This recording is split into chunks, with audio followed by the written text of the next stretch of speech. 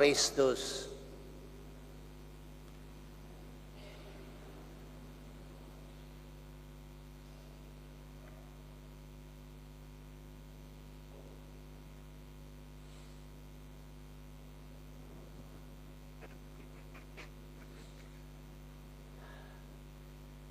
Ibu-ibu, bapak-bapak, saudari-saudara, kita berdiri, kita tepuk anak-anak Yesus lagi ya, supaya suasana lebih meriah. Tepuk anak-anak Yesus. Yesus Kristus, Tuhanku, yes. Allahku, yes. Rajaku, yes. Kemarin saya ada dengar dorang di atas, yesnya bikin 3 kali. Jadi sekarang kita bikin yes, yes, yes. Ya. Gitu kah? Ya, mantap. Tepuk 1 kali lagi, anak-anak Yesus. Yesus Kristus, Tuhanku, yes. Allahku, yes. Rajaku, yes, yes, yes. Wah, ini lebih mantap, benar. Terima kasih. Ya, silakan duduk ya. Ibu-ibu, bapak-bapak, saudari-saudara seiman, cerita dalam Injil hari ini panjang sekali yang dibaca oleh Pastor Nofli, tetapi intinya adalah Tuhan ramas-ramas dia punya bibir, mulut, supaya air liur keluar. Banyak. Dia ambil tanah, dia basahin tanah dengan dia punya air liur. Lalu dia bedak mata dari orang buta itu. Dia bilang, pergi basuh engkau punya diri di kolam Siloam. Pada waktu itulah orang buta itu melihat. Ibu bapak, saudara-saudari, apa yang dimaksud dengan perbuatan Yesus seperti dukun-dukun kita di sini, pakai akar-akar, pakai daun-daun, sampai kadang-kadang di sini orang bilang itu orang swangi, iya tuh. Karena dia pakai akar, dia pakai daun, dia swangi, dia orang terbang-terbang. Apakah Tuhan seperti begitu? Tidak. Tuhan kita Yesus, dia sangat menyadari sumber daya yang dia punya. Sumber daya yang Tuhan punya adalah dia ilahi, orang surga yang maha kuasa, tetapi juga dia manusia. Maka alam semesta dengan isinya adalah sumber daya yang dia punya. Dengan sumber daya itulah dia pakai untuk menolong manusia. Kita lihat contoh. Waktu Israel menyeberang Laut Merah, tentara Mesir kejar. Israel pada takut. Aduh, ini bagaimana?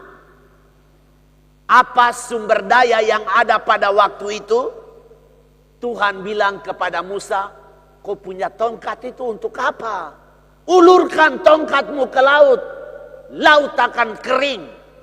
Sumber daya yang ada pada waktu itu tongkat Musa, pakai untuk menyelamatkan orang. Satu kali lagi Tuhan menghadiri piknik besar, banyak orang. Mereka mendengar dia mengajar sampai mereka lapar, tidak ada makanan. Dia tanya, kamu punya apa? Andreas bilang, ada satu anak punya 5 roti dan 2 ikan. Di Ambon ini ada rumah makan itu toh, 5 roti dan 2 ikan. Nah, Tuhan bilang bawa kemari. Dia mengucap syukur, dari 5 roti dan 2 ikan, dia kasih makan 5.000 orang. Sumber daya yang ada pada waktu itu adalah 5 roti dan 2 ikan. Nah, pada orang buta dalam Injil Yohanes hari ini, sumber daya yang ada pada waktu itu air liurnya. Air liur itu dia pakai campur dengan tanah. Dia bikin jadi dempul sakti, lumpur mujizat.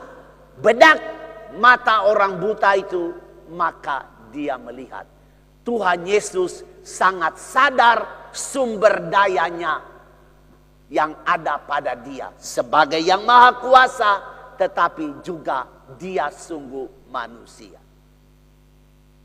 Yang kedua, kehadiran Tuhan Yesus di mana saja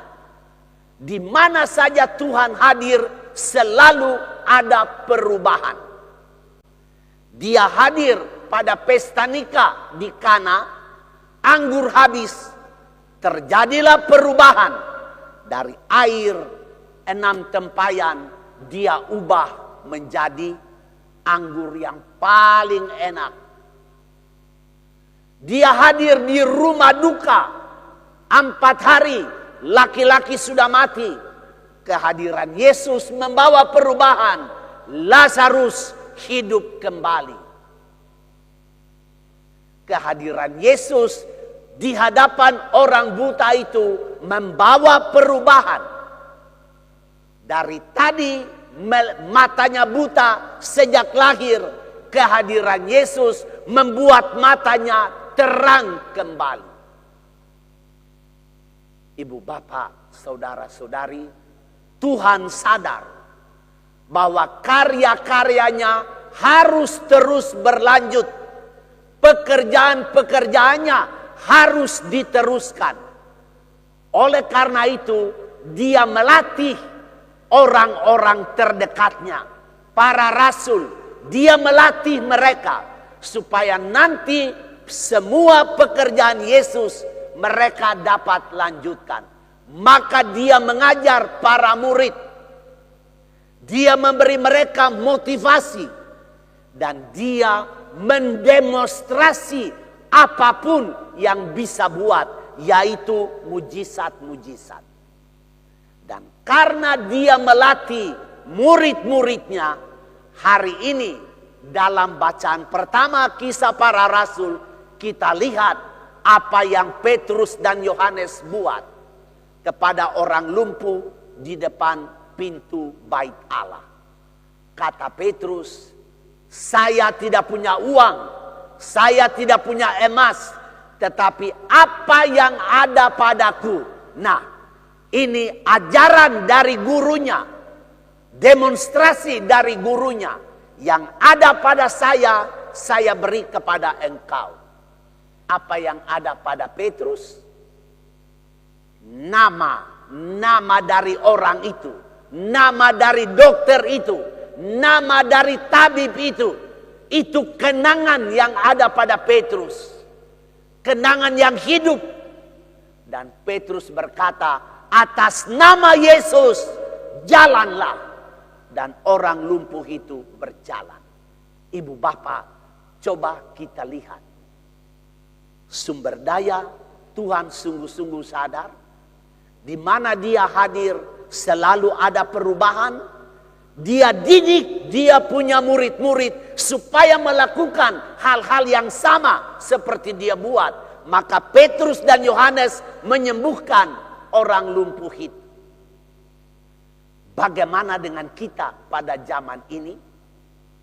Apakah gereja, apakah para imam juga berbuat yang sama? Ibu bapak, kita punya 7 sakramen dalam gereja. Sumber daya yang dipakai dalam ekaristi itu apa?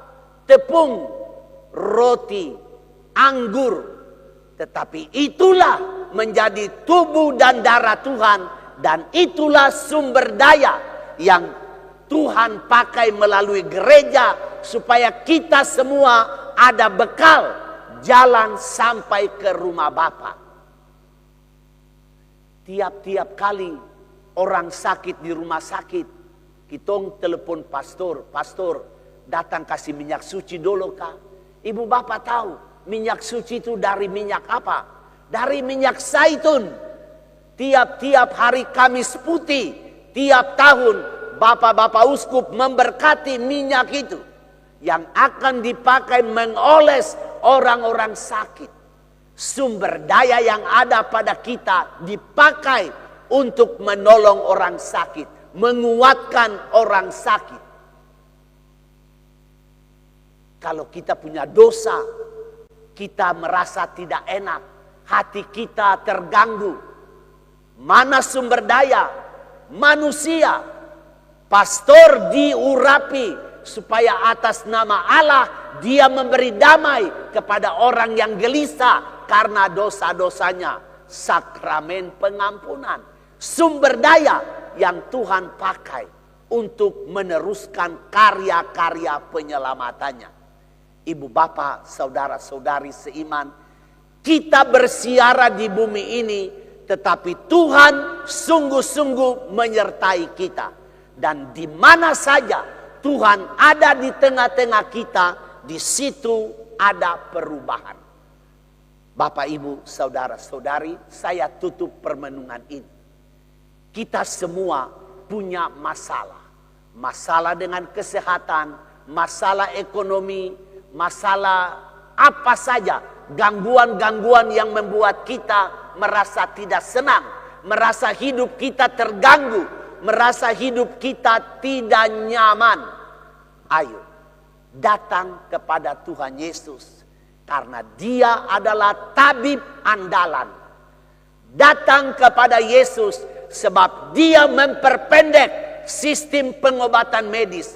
Dia tidak suruh kita pergi ke laboratorium. Dia tidak suruh pergi ronsen. Dia tidak suruh kau datang ke dokter ahli ini. Tidak. Tuhan Yesus langsung membawa kita kepada jawaban. Seperti dia buat dalam Injil. Ulurkan tanganmu. Tangan yang sudah mati diulurkan dan sembuh. Dia berkata, angkat tempat tidurmu dan berjalan. Langsung berjalan. Ibu bapak, datang kepada Yesus pada waktu kita susah. Dan benar kita datang kepada jawaban. Kita tidak datang kepada pertanyaan. Tetapi kita datang kepada jawaban. Semoga iman kita memberi kita kesembuhan seperti yang kita harapkan dari Tuhan kita Yesus Kristus. Mari kita tepuk tangan untuk Tuhan Yesus.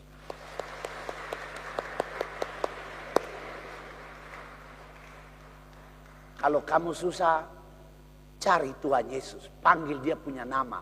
Yesus, Yesus, Yesus, Putra Allah yang hidup, kasihanilah aku. Putra Allah yang hidup, sembuhkanlah aku. Putra Allah yang hidup, ampunilah aku. Putra Allah yang hidup, buat aku kuat dan sehat kembali. Dia akan menjawab doa-doamu asal ada iman di kamu punya hati. Amin.